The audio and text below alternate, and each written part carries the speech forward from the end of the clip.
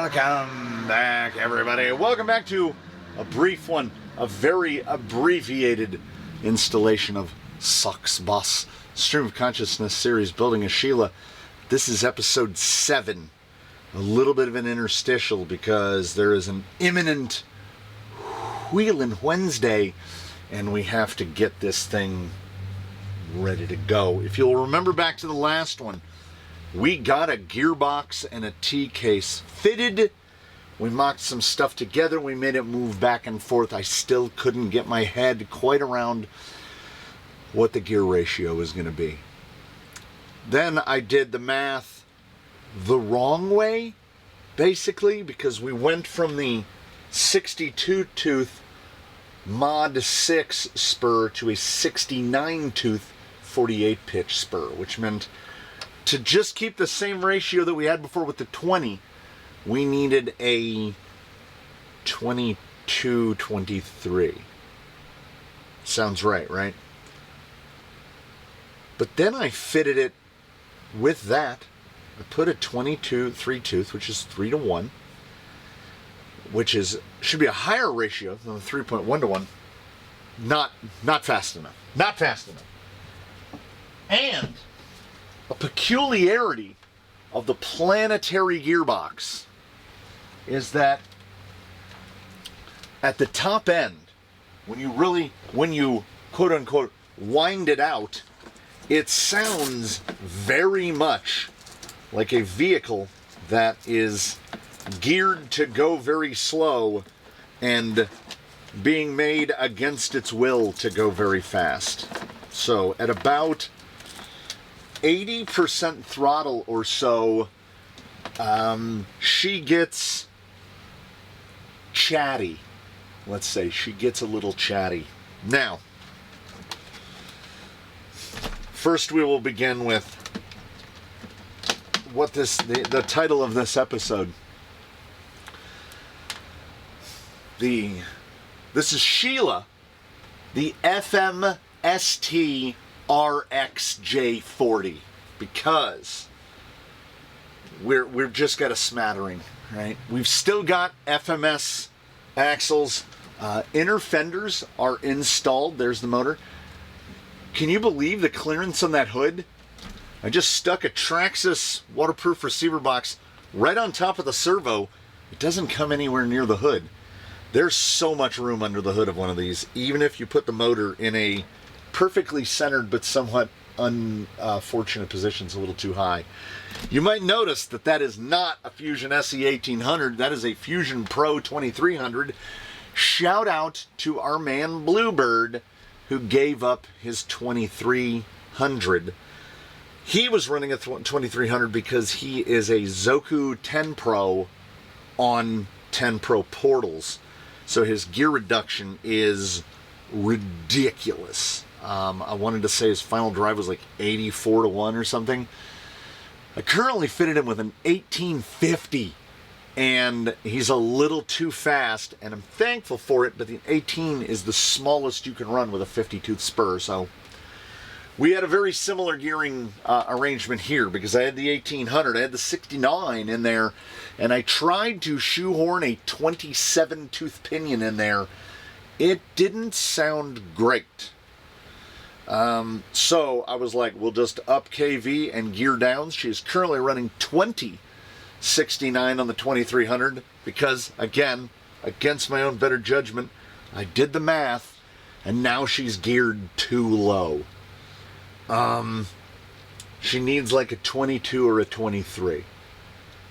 We're going to run with it. I think she needs a 23 is honestly what it is. We're going to run with it. Why are we going to run with it? Because unquestionably, undoubtedly, her body is going to have to come off again.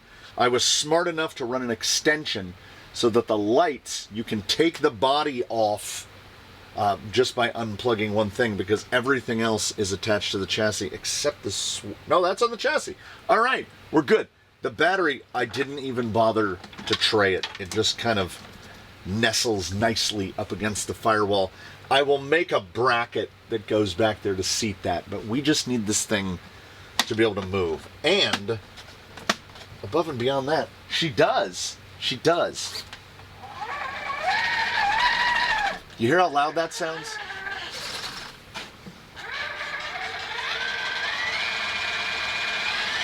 She gets quieter right about there.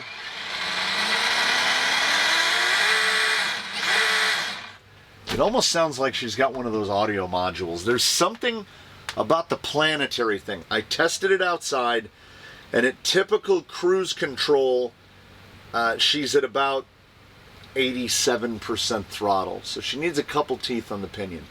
This will be perfectly fine.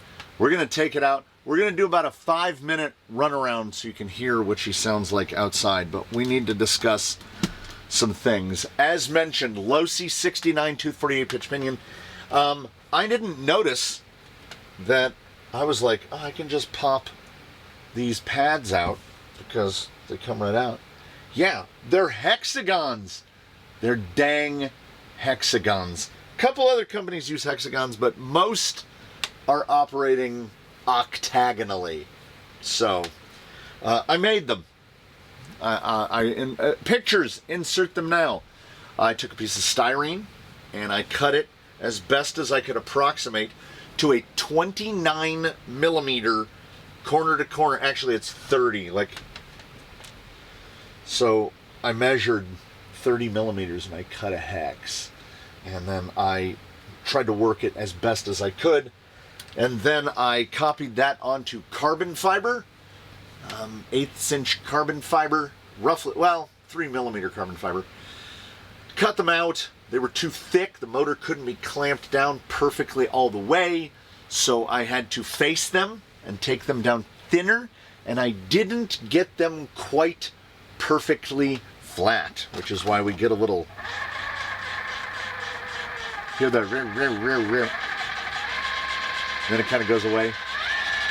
It's gone now. The spur's got a little, the tiniest bit of wobble in it. Should I have just stuck with the 62? Probably. Did I spend a bunch of hours making those parts? Yes. Are they staying in there? Absolutely. So, we've got the FMST part. It's an FMS with an MST drivetrain, essentially. I wanted a quieter drive shaft. So I said, come hell or high water, we're going to put TRX4 drive shafts on it. And look how good they fit. You have to take them to a lathe and you have to turn the ends down. There's a little step. There's a little step at the end of a TRX4 drive shaft end. There's this little guy right here. See that little ledge? I also carbon fibered myself in the fingertip, but I put super glue in it and it's fine. You got to turn that lip off. Then you have to go to the T-case and you have to reduce the length of the output shaft. Otherwise they try to mate with the ball on the CVD and the whole thing just locks up. Every part that went on here had to be modified in some way or another. This morning's efforts, right at 4 hours, no breaks, no stops, got it together. It is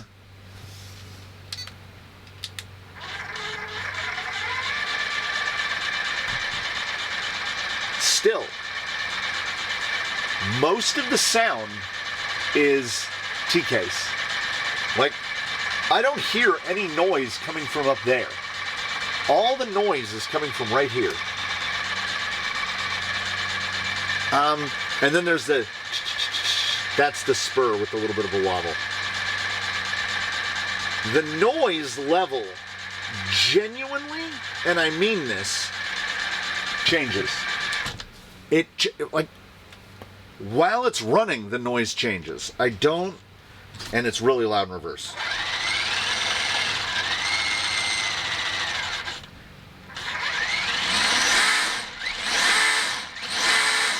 It really sounds like it's got a sound module in it. So, I don't think it is geared quite right. I think it's geared a little low. She still needs a bunch of LEDs installed. I'm happy with how everything came out, particularly the drive shaft angle is much better. Look it in the back and then look it in the front. So good. It still has that near 90 output down there, but the shocks feel great, or the dampers, I should say. The dampers feel great. The planetary box is just, it's just a little bit loud. And at this point, we're firmly into it is what it is territory. Again, in the spirit of everything having to be modified. So I got shackles, removed them from another Amazon bumper of unknown origin. You're not just going to bolt those to plastic, and you can't just bolt them to plastic because it's a tube, and if you'll notice, the spacing on it is about the width of the bumper. So we get some real reduced head beadlock hardware. We drill through the bumper at 2mm. We tap it 2.5 all the way. We drive the bolts in from the back so that they're threaded into the shackle itself. And then we take a Dremel and we cut the heads off all 8 bolts because they're too long. Put a dab of paint on the end of each head. Put some shackles on it. Pro tip. You can you even see it? There is those little, they go in the little rubber insert. They come in all the packs with the servos. You can see the little bit of brass right there. You tap that in there and you get a nice, they don't wiggle. Get a nice layout there. I think I'm going to install one of the things that she's going to get to tote with her is, we'll have to figure out how we want to orient it. We've got the big DSM recovery line with the hook. We'll mount a hook on that end. Honestly, I had looked at it. I have the full apparatus with the pulleys for TRX4, and now that she's so clean down the middle, it's all open down this side, but the steering is on that side. If we can get this up high, I'm not opposed to putting a fairlead and just having her hang a hook, and then she can recover. But it's all, I do have a shorter one, but it's orange, pink and orange. I don't know about pink and orange. We'll see. We'll see. It's not necessary. I needed to get her into a running condition, and I feel like we're there. I hope that we're there. Oh, okay. So, first you have to machine down the ends, all 4 ends of your TRX4 drive shafts, because Traxxas are masters in what do we call it? What's the term for it? Manufactured proprietarianism. Like, they're like, this drive shaft ain't gonna fit on nothing except a TRX4, and they're right. Carbide to drill these out to 2mm. I re-honed these out to 2mm, reduced the ends down. All 4 drive shafts end modified, and the cups had to be cut down. So it's all Traxxas pins, the big thick pins, which I think are unbreakable, probably unbreakable, and we're gonna hope for that. So it is unreduced. I can just, I feel like I'm prepared, and I was so happy to have everything put together that I just put everything away. So all of this work is mostly because, and forgive how filthy my hands are, this is what carbon fiber will do to you. The pin on this side, please, this pin is the reduced FMS pin, and that is a Traxxas pin. And if you know how circles work, you know that this one is, 2 times as strong, 3 times as strong as this one because it's not reduced. They use the same size wrench and everything. So the 2 in the upper drive shaft are the bigger pin. The 2 in all the pins in the gearbox are bigger. There's no little tiny, small, weird bearings. It has a slipper clutch with carbon fiber pads on it. The slipper is indeed very much adjustable from the outside of the vehicle. I am touching the output shaft right there. You can get a wrench right up there. Put a cross wrench on it, tighten it down. So we have a greater degree of serviceability. We have the ability to flat tow should it become a concern. This has not been restocked, but it will with the proper tools and parts. I have a little screw top plastic container. I'm going to put drive shaft pins and screws, beadlock screws, like one of each little thing. We're gonna run the gear in there. The suspension feels so much better with the fresh filled 3000. The question will be, and it will be answered hopefully sooner than later, how well do they hold oil? Because we really need them to hold oil. And then when all of the LEDs and stuff start to go in, I love that she is so pink that she really hides how dirty she is. The dirt barely shows up on camera. She is filthy across the front. Absolutely filthy.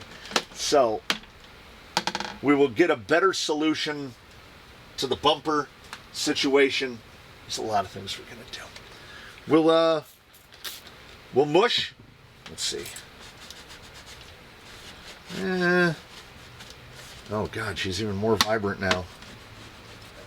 Just wanted to see if a little detailer could take her muddy spots off, because I think I mostly did it with my hands right now. Yeah, she's getting pinker somehow. The camera really does not capture how ridiculously pink she is. So pink. All right, join me outside.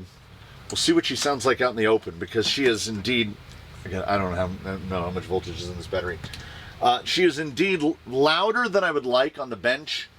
So the hope is that her loudness in the wild will be at least on par with Bruce, whom still has not gotten his service. So she got an absolute overhaul. I could not be happier with the fitment of the motor. It's so good, except, if it was lower. If it could be lower, but you'd need a completely different gearbox for that. So, let's take it out, run her around for a couple minutes, and then you'll see her out in her natural habitat. All right, this should be a familiar setup to some.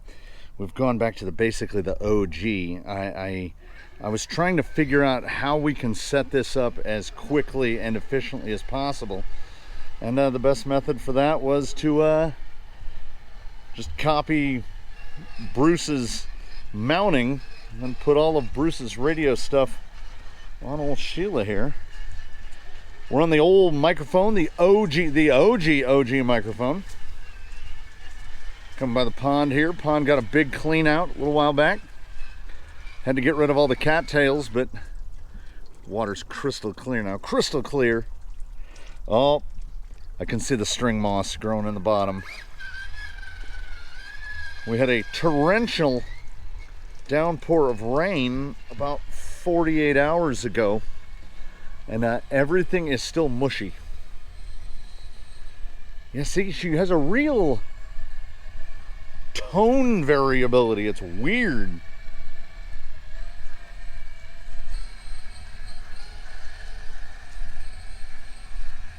I think it's all right. What we have is unquestionably more robust.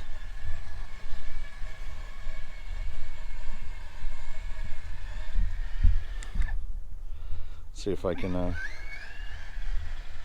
use cruise control, I can get some angle.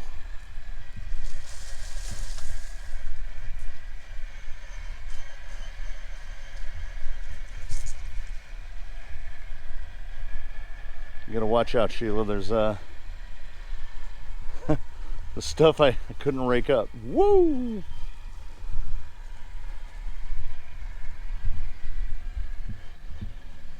He's walking backwards, assuming that he knows his course better than he probably actually does. We never get the driving into camera view, though.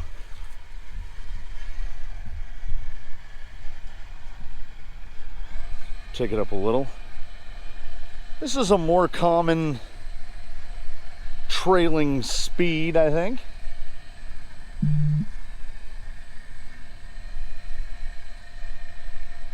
It's all right. It's absolutely all right. Now, I say that out here now, but it's really the microphone that is going to make that determination. Hopefully the lav mics will keep the racket down a little bit. She's super smooth though. Yeah, I think 2 teeth on the pinion. Oh, perfectly right in the shade. Learn your shots. Wait, I want to try something. Can I do this?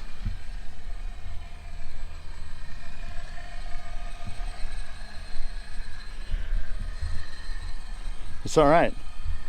It's all right. There's a little resonance, and I have some somewhere in the workshop.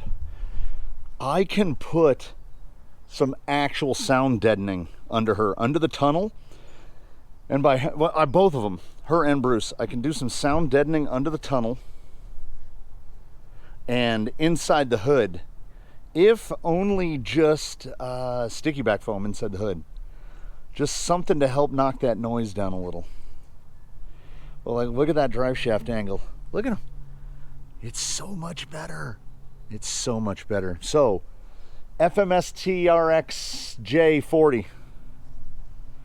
There we are. Shackles look great, if I do say so myself. Wheelin' Wednesday, here we come. Thanks so much, everybody, for a little brief interlude, episode 7. We'll probably see her again during all the lighting install, in case anybody's curious as to how all of that is going to go. So I'll see you in that one. I'll see you in all the usual things. Thank you much for joining us here inside and outside, well, soon to be outside the canyon. Thanks so much, everybody. Tune in next time. In between now and then, please, one and all, do your very best. Have a good one, everybody. We'll see you again here from the canyon. She's doing all right. I think we did fairly well.